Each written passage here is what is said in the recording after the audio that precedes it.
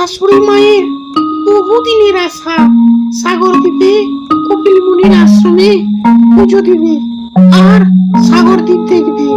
কিন্তু জিয়াগঞ্জ এত বড় গ্রাম, ফাঁকা জায়গায় আমাদের বাড়িটা একা থাকবে।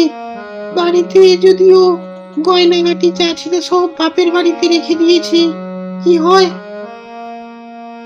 শেফালি, তুমি বাড়ির পিছনে একা একা কি ভাবছো? না, এত বড় বাড়িটা ছেড়ে চলে যাব। বাগান বাড়ি আছে, কি যে হবে। তোমাদের গ্রামে এমনিতেই চোর ডাকাতের উৎপাত। ও কিছু হবে না। তাছাড়া আমাদের বাড়িতে কি বা আছে? এখন আর আগে করার মতো চোর ডাকাত নেই। চলো, মা বাবা সবাই বেরিয়ে আছে, আমরা গাড়িতে গিয়ে বসি।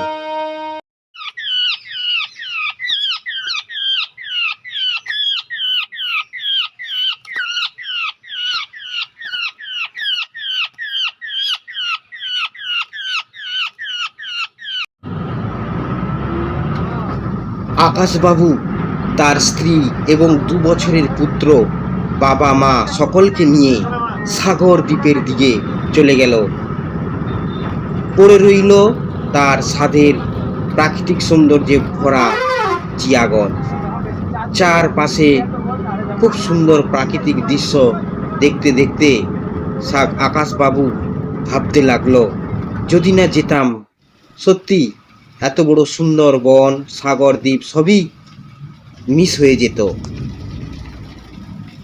নদী খাঁড়ির উপর নৌকোয় করে আকাশবাবুরা যেতে লাগলো। নদীর জলের স্রোত নৌকোকে ভাসিয়ে নিয়ে যেতে লাগলো। মা, যদি আমরা এখানে না আসতাম, সত্যি এত সুন্দর দৃশ্য আর কখনো হয়তো আমার দেখাই হতো না। যেই নদী সমুদ্রের উপর মোহনায় প্রবেশ করলো, অমনি জলের বিশাল ঢেউয়ে নৌকো গেল উল্টে। বাঁচাও, বাঁচাও, কে আছো? আমরা জলে ডুবে গেলাম। কিন্তু নদীর আর সমুদ্রের এই মোহনায় কেউ নেই। জলের তলে ভেসে গেল তাদের নৌকা। আর ভালো লাগে না, সারাদিন ঘুরে ঘুরে একটাও মাছ পেলাম না। মাছগুলো এখন প্রচুর চালাক হয়ে গেছে। এই গাছের তলায় এই ছোট্ট ছেলে কোথায় ছিল রে বাবা? এ কি মরে গেছে? মামাম, মামা, মামাম, মা, মামাম, মামাম। এই শিশু তো বেঁচে আছে।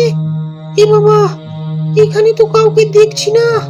বোধহয় এর বাবা মা মারাই গিয়েছে। সাধু বাবা, আপনার ওই জঙ্গলের কুটিরেই এই ছেলেকে আমি মানুষ করব। এখন থেকে আমি এর মা। এর বাবা মা সাগরে ডুবে হয়তো মারা গিয়েছে, এর কেউ আর নেই। তাহলে একে আমি আধ পেটা খেয়েই মানুষ করব সাধু বাবা।